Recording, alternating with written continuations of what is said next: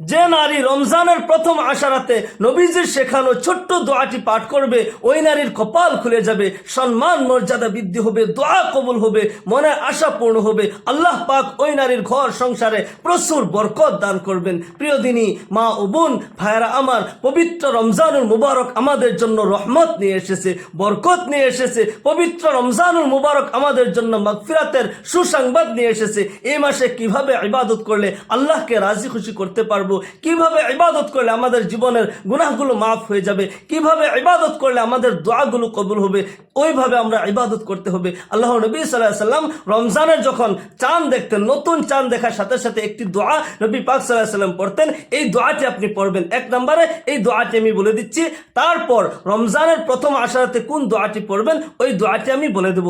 নতুন চাঁদ দেখার সাথে সাথে এই দোয়াটি পড়বেন, আল্লাহুম্মা আহিল্লাহু আলাইনা বিল আমনি ওয়াল ঈমান ওয়াস সালামাতি ওয়াল ইসলাম। আমার সাথে সাথে পড়ুন, আল্লাহুম্মা আহিল্লাহু আলাইনা বিল আমনি ওয়াল ঈমান ওয়াস সালামাতি ওয়াল ইসলাম। এই দোয়াটি নতুন চাঁদ দেখার সাথে সাথে আপনি এই দোয়াটি পড়বেন।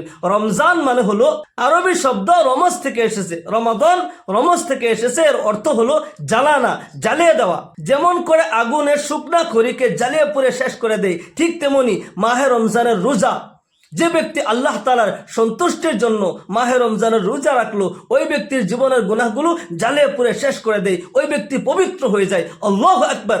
আল্লাহ পাক কোরআন আল কারিমে এভাবে ইরশাদ করেন, ইয়া আইয়ুহাল্লাযীনা আমানু কুতিবা আলাইকুমুস সিয়াম কামা কুতিবা আলাল্লাযীনা মিন ক্বাবলিকুম লাআল্লাকুম তাত্তাকুন। হে মুমিনরা, তোমাদের উপর মাহে রমজানের রোজা ফরজ করা হয়েছে। কুতিবা বিমানা ফুরিজা, তোমাদের উপর মাহে রমজানের রোজা ফরজ করা হয়েছে, যেমন করে তোমাদের পূর্বপুরুষদের উপর রোজা ফরজ করা হয়েছিল।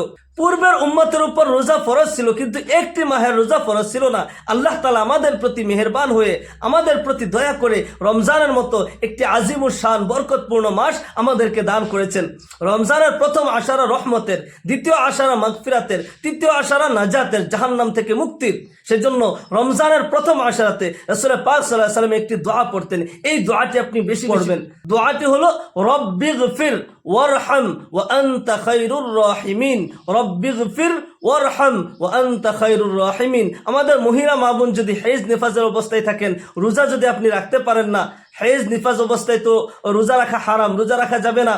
আপনি মাহে রমজানের রোজা কাজা করবেন, আপনার 3টি 4টি 5টি যেগুলো রোজা কাজা হয়েছে অন্য মাসে এই রোজাগুলো রাখবেন। কিন্তু রোজা যদিও আপনার নেই, কিন্তু আপনি এই দোয়াটি পড়তে পারবেন। যেগুলো মহিলা মা বোনদের হেজ নিফাজ হয়ে যায়, তারাও এই আমলটি করতে পারবেন। রব্বিগফির ওয়ারহাম ওয়া আনতা খায়রুর রাহিমিন, বেশি বেশি এই দোয়াটি পড়বেন। আর অন্য জিকির করবেন, লা ইলাহা ইল্লাল্লাহ জিকির করবেন, সুবহানাল্লাহ, আলহামদুলিল্লাহ, আল্লাহু আকবার, এগুলো জিকির করবেন। দুরূদ শরীফ পড়বেন। হেজ নিফাজ হলেও আপনি জিকির করতে পারবেন, দুরূদ পড়তে পারবেন, আপনি ইস্তিগফার পড়তে পারবেন। এই মাস হলো রহমতের, বরকতের, মাগফিরাতের। আমরা বেশি বেশি করে দোয়া করতে হবে, আল্লাহ তাআলার ইবাদত করে আল্লাহ তাআলার কাছে চাইতে হবে। মহান আল্লাহ তাআলা আমাদের সবাইকে এই পবিত্র মাসের হুরমত বজায় রাখার তৌফিক দান করুন। সকলে বলি আল্লাহুম্মা আমিন।